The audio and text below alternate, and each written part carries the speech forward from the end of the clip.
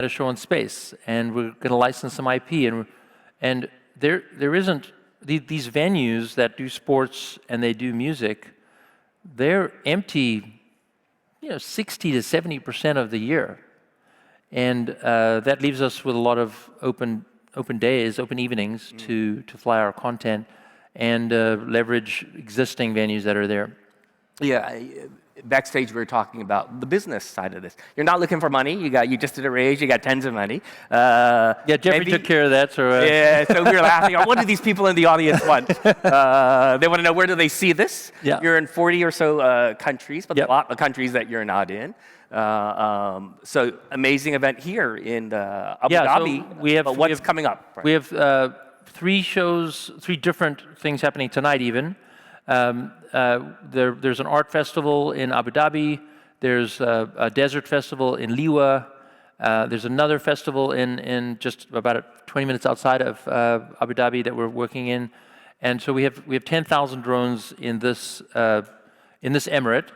And you'll be able to, if you're here this weekend and you want to experience some of these shows, please, you can look up our Nova website or our social media, and you'll be able to get a feel for what's out there to see. Because it's such a relatively new industry, even though we do so many shows, even in a major city like LA, we might only be there twice a year. So it will take a little while for everyone to experience this. But I really encourage you to come see one of our shows. If any of these shows you're looking at are an hour long or longer, they're our shows. There's no one else can do that. And you work with a creative partner, or like the one that just happened here in Abu Dhabi to celebrate National Day, the opening of the museum. There's a partner you worked with, is that? Well, the Department of Culture and Tourism in Abu Dhabi is really our partner here, and Analog, which is if you haven't had a chance to go see the work they do, working in AI holograms, those 2 partners together helped us pull off this extraordinarily high stakes event. Can you imagine flying for the royal family? You got one shot, and we pulled it off. So it is amazing. So much of this is actually online, but you can never get the feeling truly, of just watching it online. Yeah. I mean, this is so dazzling. But imagine if we were all there. Right? Yeah, exactly. Again. Yeah, I was really intrigued when I thought, you just have all these drones and you just ship them around the world. And you said no, because of regulatory, and there's a whole other dimension I never thought about. Share how that actually works with a country. So because of the nature of aviation, if we were to move drones around the world, they get stuck in customs by military or by just customs. I mean, when you're trying to ship 10,000 drones, the customs agents are naturally going, what is this? And so it's such a new thing. People don't really know what it is, and so it gets stuck in customs for that reason. But the other reason is you need relationships with local aviation authorities to get access to airspace. So back in the early days with Intel, they would go do Tokyo one-off because it's Intel, they can afford it.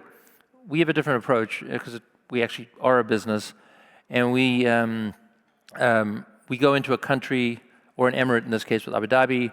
We build deep relationships. We dedicate a fleet of 10,000 drones here. We have a creative team, and we work closely with our creative partners here. And we would do that in other countries. We do it obviously in the U.S. and Europe. We're working on some partners to add Brazil, Mexico, Canada. We're already in Australia. We haven't really worked in Asia much since Intel did it. Since I've been involved, Asia will be a big market for us over time. But it's for us, it's always about the creative, the art, and when we are able to be in Abu Dhabi and get to know what is the art that resonates with this community, because you're trying to move people in their hearts, and if you fly Western art, it doesn't necessarily hit home. Yeah. And the same thing the other way around. Also, I think you've shown in Australia and even we have Aboriginal art there. It's beautiful. In the Middle East, you've done it very sensitively, right, to these ancient monuments or things with religious significance. That you've shown that you can do it. Yeah. Right. And we were talking also about I'm mainly based in, I think Middle East is Asia, but I'm usually in the other part of Asia. And there's tons of drone shows in Asia. Yeah. And if you go online, it's like, oh, this amazing drone show. So I had to go to Grok and say to Grok, I saw this, I don't know, dancing dragon. Is it fake? Are all these drone shows fake? Because China's got all these drone shows. Share your thoughts on that. It was really interesting when you were talking about China, drone shows, what's real, what's not real. Well, a lot of it is fake, but honestly, some of the coolest ones you've seen out there are real. The difference, though, is we're not doing it for Instagram. So for us, we're ticketed events. We don't want to give away the show. Yeah. So if you're trying to break a world record and you want to fly 15,000, which just happened, 15,000 drones, I mean, it's really cool. I mean, honestly, I love that. If I had the time, I would do that too. But we don't have the time. We're really busy. But I think in those kind of markets, whatever their business models are, they have a business model somehow that justifies flying a one-time show with 15,000 drones. To us, that would take months to do properly creatively. You have a very, very special authority with the aviation authorities to fly that size of a show. You block out the entire airspace for all the airports nearby. And so anything is possible, but to do it in a way that repeats and is scalable, you actually have to think along the lines of, well, where is the audience going to sit? What's the music they're going to hear? How will they hear the music? Are they going to hear it through speakers? Are they going to hear it through their iPhone? We can do both those things, but you've got to actually have that solved for. And so with these folks, which I think the stuff they're doing is cool, they're trying to get a lot of likes on Instagram. Great. I don't think that's a business model, but go for it because it's cool. But for us, it's about really moving the needle on the creative, working with incredible partners like Abu Dhabi, where we fly 10,000 drone shows, but they are repeatable. They are special, and we have no concern with them being on Instagram, and they are. Many of our shows are extremely popular on Instagram. That's not our goal. Our goal is it's back to the live entertainment category. Uh-huh. That is what people want. They're desperate for live entertainment. So for us, it's about delivering in the moment for that audience. What's coming up next? We were talking about some of the bigger events. There's a big year in the United States. It's the 250th anniversary of the U.S. We talked about the other trend in entertainment, particularly since the pandemic. It's K-pop. BTS is doing a tour in the U.S. It's like, are you doing partnerships with Korea or K-drama or the U.S. celebration? Are there things scheduled throughout the year? Well, what can you U.S. share? celebration for sure. I'm a patriot. I wear the hat. America is great. So we are going to be doing a lot of shows for America's 250th.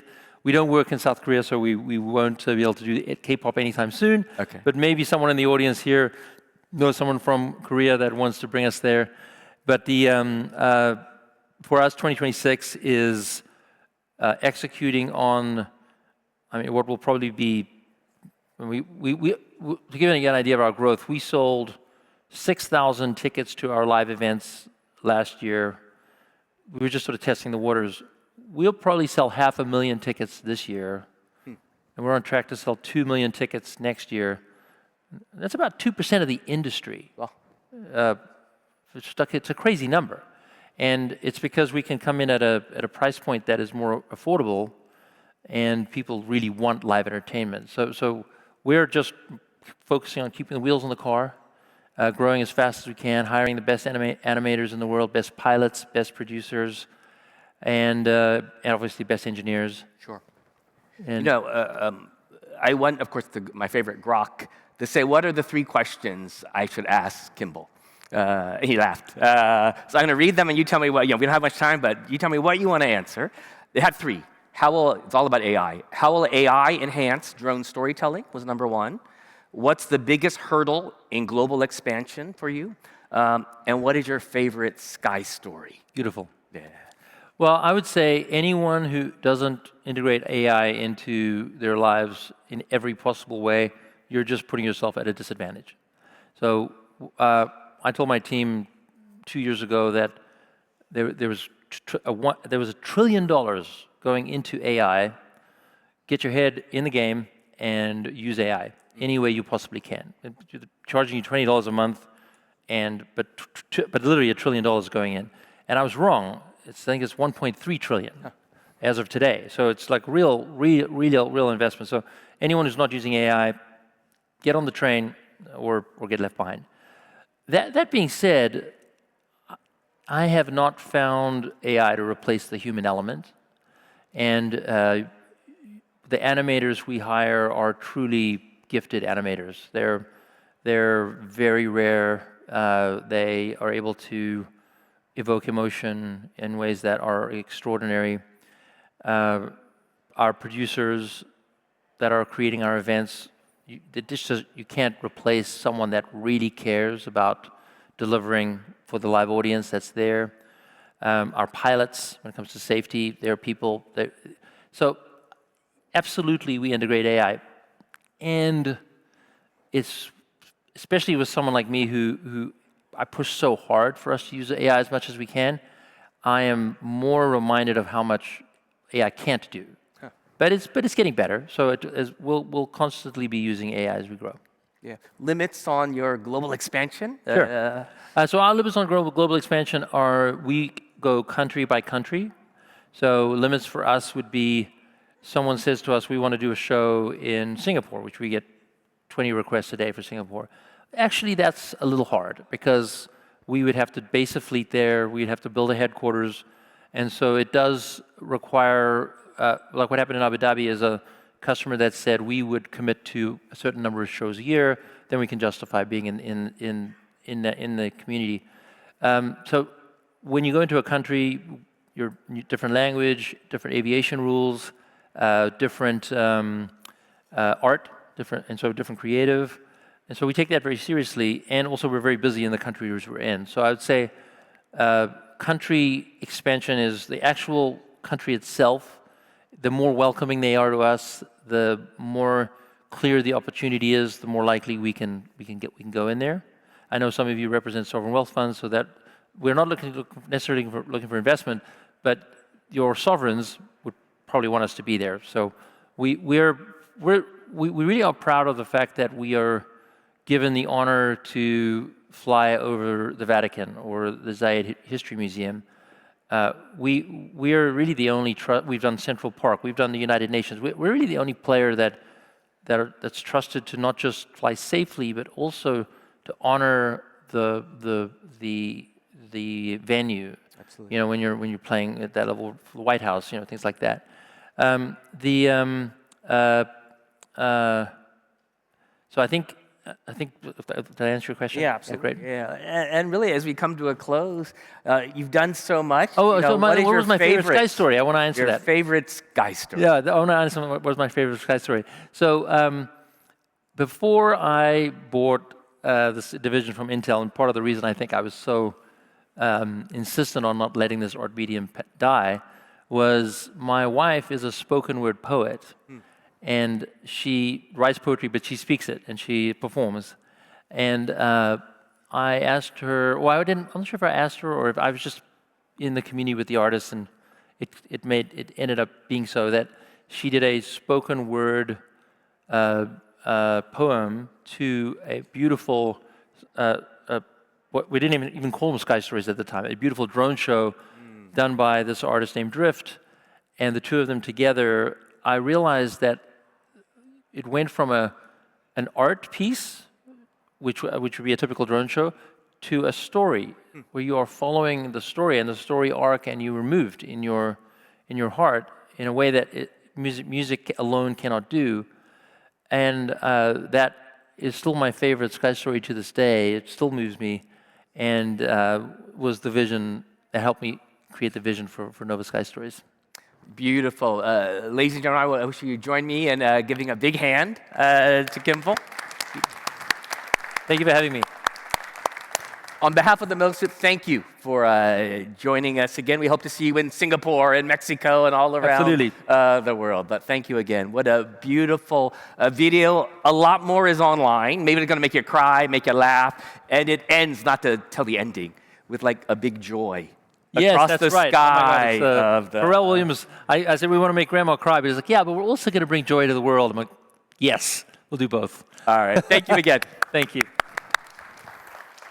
Thank you for joining us. The session will begin momentarily. Thank you for your patience.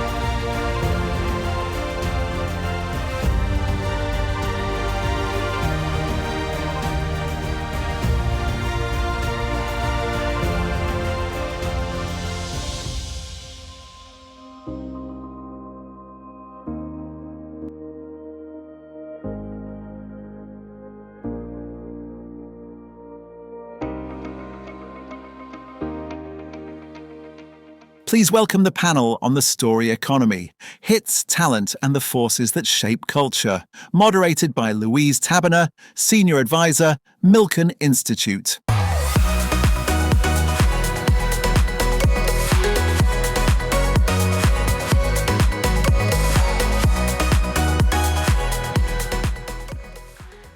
Good afternoon. Welcome, everyone. So we're here this afternoon to talk about storytelling. Storytelling shapes our lives. It is our profession for some of us. Our attention spans at 8 seconds, however, these days. That has gone down from the 60s, 30 seconds, in the early 2000s, 12 to 15 seconds, and it's projected to be 5 to 6 seconds in the next decade. So what does that mean for storytelling? What does that mean for content consumption? I am here with two experts, joined by Camila Cabello, singer-songwriter, and Jane Millichip, the CEO of the BAFTAs, to discuss the importance of storytelling today.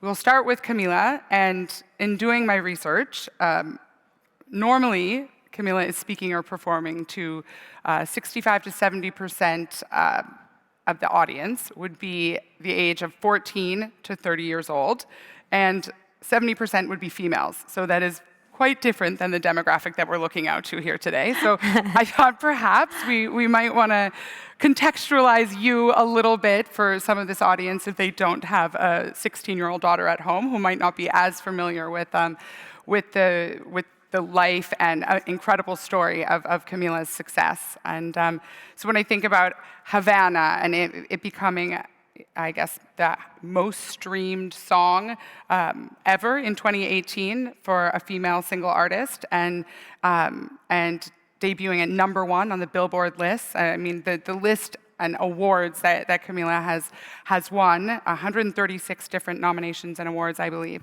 But before all of that, there was a 6-year-old girl leaving Cuba, and I would love for us to contextualize to this audience what was in that girl's mind, and how did this story begin, and how did it get you to be the global storyteller that you are today? So, okay, well, what was in that 6-year-old girl's mind specifically? I remember my mom telling me that we were going to go to Disney World because immigrant parents lie. That is how they survive. That is how we survive. And we had left to Miami. We were leaving Cuba. We had actually lived back and forth from Cuba and Mexico and had moved to Miami. And at that time, she was like, "We are going to Disney World." I don't think they knew exactly obviously how to explain to me that we were making a big move. And I think in the beginning, I probably just felt excited to go to Disney World. And then I was like, wait, when are we going to Disney World? Because we actually didn't go for about a year or two. But I think at first I was just like, hey, where are my cousins? Where's my kind of immediate family? And I was in school there. I kind of learned English through watching cartoons, through school. And my dad came over. You got there and you didn't speak any English? No, I didn't speak any English. Okay. Yeah, and then my dad came, I think it was like a year and a half later, and I remember I actually my way of making friends was always through music. Like I had my first CDs that I bought in the United States, the first time that I, turned on Disney Channel and watched, the Cheetah Girls or High School Musical. I made friends with the kids in my apartment complex. I remember like my first friend that I had made in the United States, ironically, we were like, we are going to be in a girl group together. We were like 8 years old. And that was my first best friend. Every friend that I made, now looking at it, I made through music and connecting through music. So I think that's a testament to how art kind of brings people together and takes people who are maybe uncomfortable. It kind of facilitates connection. So how did you get on X Factor at 13? 15. So I didn't want to have a quinceañera, which is what Mexican people do on their 15th birthday. We have a really big party, and I probably did not have enough friends to have a big enough party. So I was like, instead of having a quinceañera, will you guys drive me to an X Factor audition? Do you guys know of like American Idol, X Factor, America's Got Talent? Yeah. That kind of stuff? Yeah. So I was a big fan of One Direction at that time, and I was obsessed with singing. One Direction, British, Britain's own. And I was obsessed with singing. That's like all I ever did. I didn't go to parties. I didn't really hang out a lot. I was always singing. I waited for my parents to leave and go to the grocery store, and I would be in our basement, and I would be singing. And that was what I loved to do. And so I remember there was a YouTube video where One Direction was giving tips for people to audition for American X Factor. Okay. And I don't really think I thought it through so much because my parents, I wasn't even the person that was in school always singing. I was very, very shy. But I was like, will you drive me to North Carolina where the audition is so I can audition for X Factor? And I think the instinct was a blurb of many things. I think it was like, I really wanted to meet One Direction, to be honest. And I think I just had this like 5 seconds of bravery moment where I was like, oh, this would be so cool. They were kind of from these small towns. I don't have any connections to anybody in the music industry. I was always singing, but I never thought it could be a reality for me. But it was, and you got there, and then they were going to turn you away. Is that? Yeah. And how did you figure that out? I groveled. I groveled for 3 days. I was in North Carolina, and they were like, hey, you're an alternate, which means you're not a sure slot for auditioning. There's a maybe 1% chance that you're going to get to audition. We don't want to disappoint you and your family. You guys should probably just go home. And I was like, so you're telling me there's a chance? Yeah. So I stayed there, and I think that I remember like Simon Cowell walked backstage, and I was like crying, and I was like, please, sir, they won't let me audition. And he was like, what are you talking about? I don't even know this kid. That's so weird. But I think the producers saw how badly I wanted it, and they ended up letting me audition, which I think I really did learn from my parents and that kind of like immigrant mentality of just hustling and like, not really taking a no is a flexible response. Well, you've come a long way now to having 60 million followers, I think, online, and continuing to win so many awards. I had the privilege of seeing Camila a few nights ago perform, and I advise all of you to make time to go and see a concert. But moving on to Jane, so on the other end of the spectrum, we're focused on culture and excellence and long-form narratives and the opposite of what some of Gen Z wants. Oh, I thought you were going to say at the other end of the spectrum, people who can't sing. Oh, yeah, and maybe that too. Yeah. You'd be correct. Sorry, carry on. No, absolutely. But Jane comes from 25 years of content creation. Well, in fact, I produced Pop Idol in New Zealand. You produced what? Pop Idol in New Zealand. Oh, yes. Wow, that's crazy. Yeah, so I know what similar it's like. thing. Yeah. Oh, yeah. There's a lot of jeopardy in those programs. Good storytelling. Yes. Sorry, carry on. It's I so keep true. interrupting you. No, absolutely. So, when we think about the Gen Z audience that Camila has and the direction that storytelling is going into, maybe you can just provide us a little bit of your perspective on what that means for awards, for BAFTAs, and for the industry that you represent. So BAFTA is more than an awards organisation. We represent film, games, and television. We're one of the few entities that does, and we're an arts charity. And our role as an arts charity is to cheerlead for the screen arts and cheerlead for storytelling, as well as level the playing field in the screen arts and provide opportunity where it doesn't exist, and ensure that the screen arts are as representative as possible of the full spectrum of society, and particularly those who are marginalized or come from underrepresented groups, so that they can come forward and tell their stories. And if they tell their stories, we, the public, are going to be a lot more engaged. It's a brilliant kind of circular economy. And do people know that? Like when I hear of the BAFTAs and think of like the exclusive fancy yeah, I mean, parties we're on a bit and of a the journey awards. because a lot of people don't realise we're a charity, an independent arts charity. But long may our awards be as famous as they are. We're a big bellwether for the Oscars now, and so it's really put us on the map. And we produce awards for games and television as well. But storytelling is really at the heart of everything we do.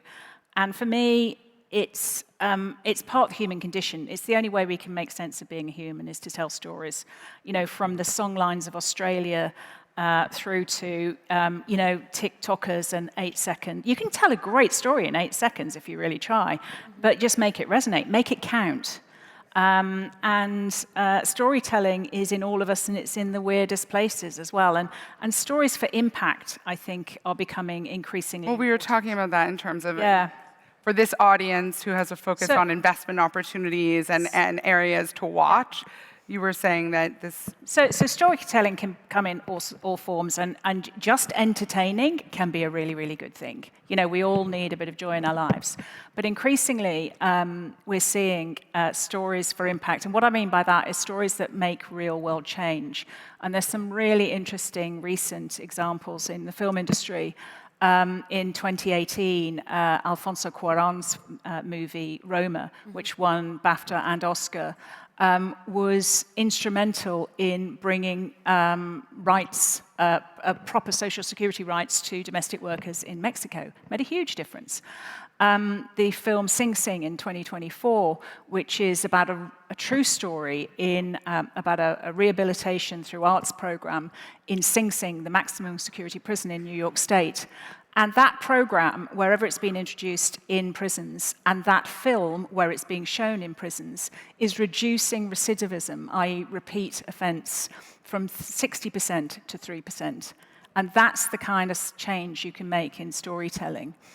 There's a brilliant filmmaker that not many people know who he is. He's not that famous, but he does some great work. Damon Gamo, Australian. He's a big environmentalist. He's just made a beautiful film with young kids. He took 8 young kids. It's called Future Council. Took eight young kids around Europe to try and get them to solve climate crisis.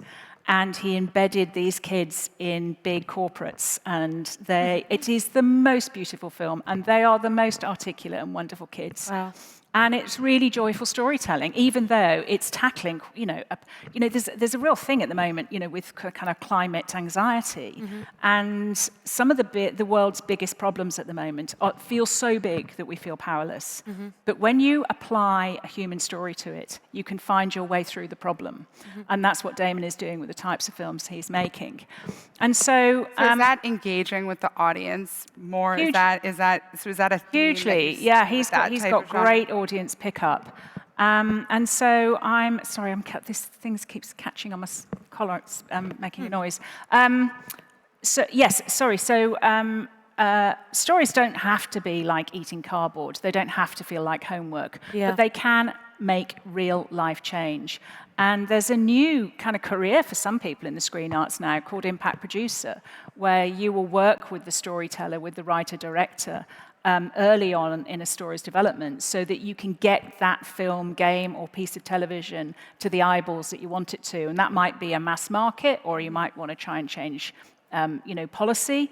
And so I feel really optimistic about all forms of content storytelling. So Camila, even when long I think form. about... And kids can concentrate if they want to. Yeah. It's just that they're not always served up really great content. They can Yeah. concentrate for hours if they really want to. You watch a kid playing a really great narrative game, they'll be there for 3.5 hours. That's true. There's nothing wrong with their Gaming, I attention think, span. is a different conversation. There is nothing Yeah, wrong but with I their think attention that's what I'm getting at with this interactive component to the content that you're creating. And so you can work to create a story and tell it to the world, Camila, the way you want to, but also the way people interact with it and how they chop it up and reshare it with the world can be in a completely different context. So how do you think about that and do you have to be on guard with everything you say? Do you have to do you mind? Is it okay that people take your words and share them with the rest of the world in a different way and create further forms of your content? Well, I think with songwriting, for example, or when it comes to when you say content, whether it's live shows or songs, I think that's one of the most beautiful parts of it. When my process is is at first just for me, or a song is just for me, or we're in the rehearsal space and it's just our team building a show, and then when it alchemizes with the audience, it's suddenly something completely different. And it's fun for me to be surprised. It's like a collaboration, between... And do you have to change that? I know I saw you in Saudi last year, and you did a Middle Eastern version of Havana. Yes. And so do you try and engage with the people that you're performing for to make something feel special and unique for them? I think that's actually one of the cool things about how we as humans kind of evolved with the times. Like, I think with the mediums of TikTok and social media now, you kind of have to be more spontaneous, more on your feet, because people have heard me sing Havana and perform Havana so many times. Like, if it was, 40, 50 years ago, I mean, it would have been different. Or, for example, when I'm doing my first show on a stop of the tour, before it was like every city was seeing it for the first time. Now, by the time I do the second show, all of my core fans have already seen it. So I do think it has evolved the way my team and I think about it, about how can we make it spontaneous every night? How can people not know, even if they've seen this show on the internet, how can they not know what's going to happen tonight? So I do think it kind of keeps you on your feet more, which is cool. So you were here last year. I've seen you in the Middle East now a few times. And Jane, this is your first trip to Abu Dhabi, and then you're heading on to the Red Sea Film Festival in Jeddah. So what can we expect to see from BAFTAs in this part of the world? Or are you here to curiosity or business? I'm really, it's, as you said, GCC is new to me. BAFTA is formerly known as the British Academy of Film and Television Arts and Games, only that's not in our title. And we really are about global storytelling, though. So we are there to promote the interests of the practitioners and creatives in the arts field, particularly those from Britain. But for us, the cultural bridge between nations is really important. So many great stories have been told through co-production, and this is a first, step for me. It's about time I made this trip, and I'm really interested to meet as many people as I can and talk to you about your stories. You will have brilliant stories. Everything from Ahmed Ibn Majid onwards, the brilliant, was it 15th century cartographer and navigator from the Emirates, well known for being an incredible astronomical navigator, yet what he's known for is his stories.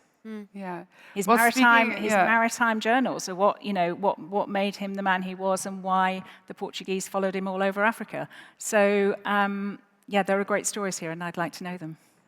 I think there are also many great stories that come out of the BAFTAs or live concerts, and I know you have been kind enough to share some of the funnier ones with me in preparation for this conversation. But I hopefully not the same experience happens on the red carpet in Jeddah, because I don't know how the fans would be treated the exact same way as sort of friendly British people. But perhaps you could share, you could share with the audience the story of the red carpet protesters. So the BAFTA Film Awards are the biggest event we do, and it's a really big moment in the awards calendar and in the film calendar, and we go just before the Oscars. So there's a lot of people from Hollywood there, and there's a lot of pressure on us to make it good.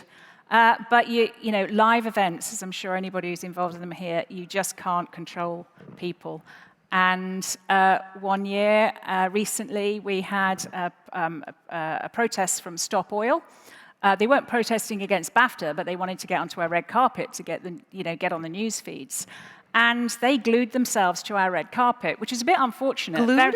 Yes. Glued, bearing in mind they were climate activists. Our red carpet is recycled until someone glues their hands to it, and then we have to make a new one. But anyway, moving on from that. So my team, we like to think we're very nice at BAFTA. So instead of removing them, we just put little barriers around them.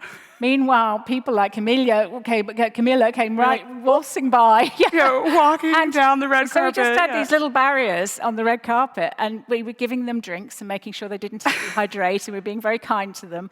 And then once everybody was in the building and the public went and the police were starting to dissipate, then my team went back to them, and these guys were a bit deflated because they had no one to perform in front of anymore because it was just an empty red carpet. But they were still stuck to the red carpet. Oh my God. So we cut around their hands and then sent them off. And then the police turned up and said, "Where are the protesters?" And we said, "Well, you'll find them. They're walking toward the tube station, and they're the ones with carpet on their hands, glued to their hands." So, yeah. That is some strong glue. There'll always be something bananas that happens at the BAFTAs. Yeah, absolutely. Well, live performance, and I guess you both shared a moment when someone's pants fell down standing at the podium, it sounds like. So hopefully that doesn't happen at the Milken Conference.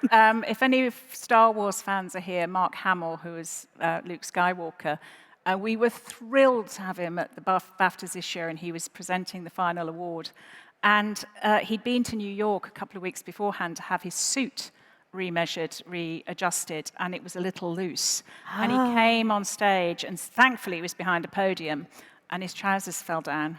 And he caught them mid-thigh. Meanwhile, I was texting my teams like, "You've got to edit this out of the show. This is just a poor guy."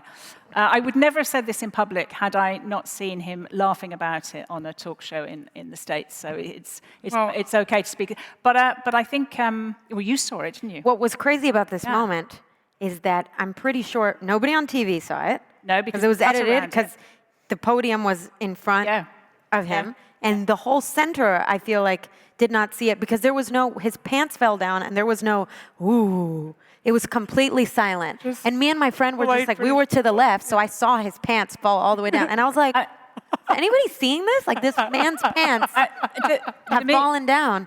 Demi Moore was sitting to the right of me, and she was on her knees laughing at him. I was laughing so hard. I was just like, am I going Thank insane? goodness for technology and the ability to edit. And I think that brings us on to the next theme of AI and technology in storytelling. And obviously, in both of your industries, what is going to be disintermediated because of AI? What jobs are going to go away? Is this a tool? It seems 60% of the entertainment industry is now leveraging AI to write or to script things or to film things. And so is this something we're nervous about or excited about?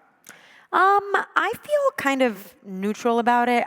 I don't think it's useful to be afraid of it because I don't think that you can stop it. I think it's going to I think it's a tool just like anything else. And I feel like in music, for example, people were nervous about electronic drum programs. They were nervous about auto-tune. But I think it's just its own kind of thing. And I think if anything, I've seen a lot of musicians, at least I've seen a lot of musicians, and I feel this way myself. I think I'm craving more real musicians. If anything, I'm craving more analog things. I think the pendulum always kinds of swings in different ways. I found it really interesting that you said you're on a digital detox right now and you've cut out everything. Yeah.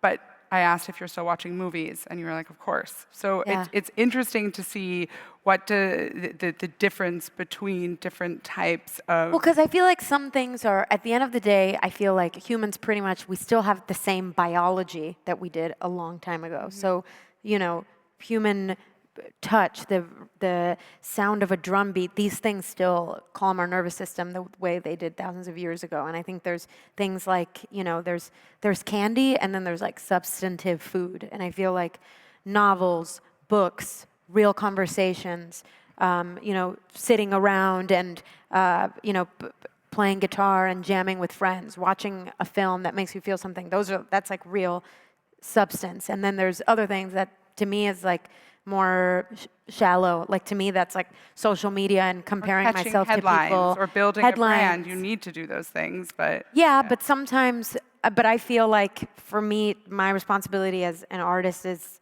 to first like cultivate myself, and then hopefully put something out that hopefully is substantive and isn't just candy, because I just find that just candy is good sometimes, but being on a diet of only candy makes me feel mentally unwell. Yeah. Thank you. And Jane, how do you see AI and technology impacting? Well, it's a complex subject.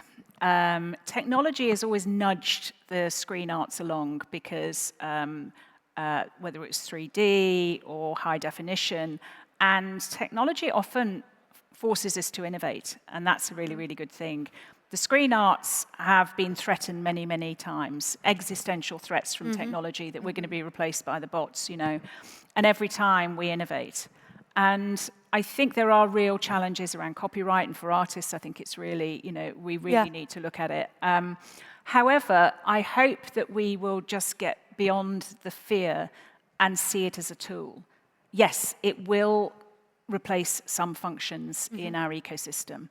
And somebody spoke about that this morning. And we have to work with those people to, if they're young enough, retrain or look after them. They're part of our community, part of our society.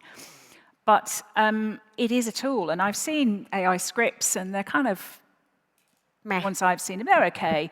But as we were saying before, I think the unpredictability of the human brain is something we need to cherish in storytelling. But sometimes if you can't get your character from A to C and you need the B, you can use AI to get you there, and you can edit it afterwards. But I think it's a tool that we should embrace. We need to ensure. But when I look at clips, I can't tell if this was filmed and it took film crews and people to fly to British Columbia to film something, or if it's computer generated. But you know what's so interesting? To tell. On our family group chat, my mom was like, told my 18-year-old sister, she's like, wow, look at this. And my 18-year-old sister is like, Mama, that's AI. I can't I have to teach you how to know these things. Oh, really? So I think that the more. Old. No. I just mean like the more that because kids spend so much time online, I think they're so exposed to it that I honestly think your brain your eye evolves to see the difference in these things. And well, there's a story overnight from Sky News, which was I think it was from Pakistan. A former politician's sister was interviewed on Sky News last week. The interview was doctored and it was re-released. Wow. And then Sky News ended up in a very meta way covering the fake news story. But yeah, I mean, it was quite convincing. But I think we're more and more alive to it. Mm-hmm. Yeah. I think you can. And also, it really teaches you to do your proper research. It's a bit like, how many school kids are told don't just rely on Wikipedia. Yep. Find primary source, use it as a bridge too. So, just double check. So maybe tell us a little bit about the UK right now. In all of the other conversations I've had for the last few days, it's the number one place for millionaires in the world to move right now is the UAE. There used to be the US. Mm-hmm. The number one place they're coming from is the UK. I think there's probably a lot of people in this room that used to live in the UK that have now moved here, or have friends that have left the UK. And with all this negative information, tell us something positive, because it seems the film industry in the UK is actually one of the few things that it seems to be booming and growing. Well, if you listen to all the dispatches at the moment, you'd think that we'd just gone back to the bog in UK. After inflicting the worst act of self-harm we did in 2016 by voting ourselves out of Europe, it has been a bit of a challenge.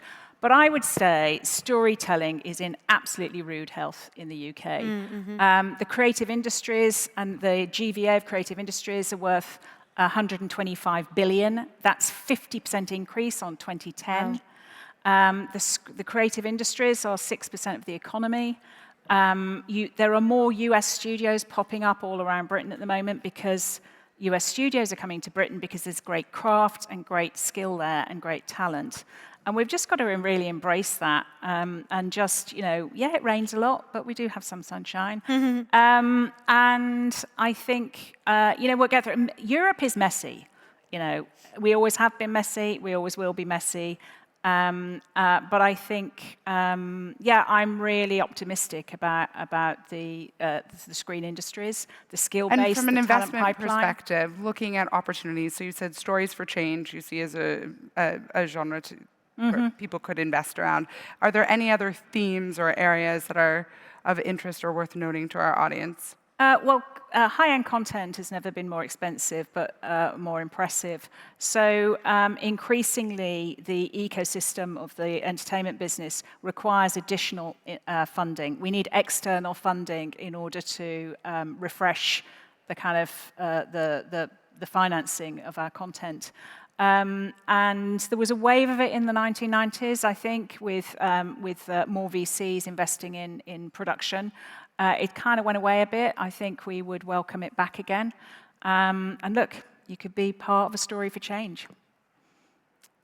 Okay, well, maybe to wrap it up, because I know we're almost done here. So if we were to leave a few key takeaways with the audience around the content creation, creating culture, and storytelling, is there any message that you would want to convey to your audience, to the people that you support through BAFTA, that you would want to share today? Storytelling matters, representation matters, and stories can change the world. And by the way, if ever we invite you to present an award at BAFTA, just make sure your trouser elastic is nice and tight. Okay, I love great. that. I love that. Yeah, no, I feel like what I would say to any young musician or young creator is tell your story with exactly the resources that you have now, whether that's, your garage band. It doesn't need to be some fancy studio with fancy equipment. Get creative, and be unabashedly you, because I feel like those are the best stories. Okay, well, thank you, ladies. Thank you. Thanks for listening. Thank you so much. Thank you very much. Thank you. Thank you for joining us. The session will begin momentarily. Thank you for your patience.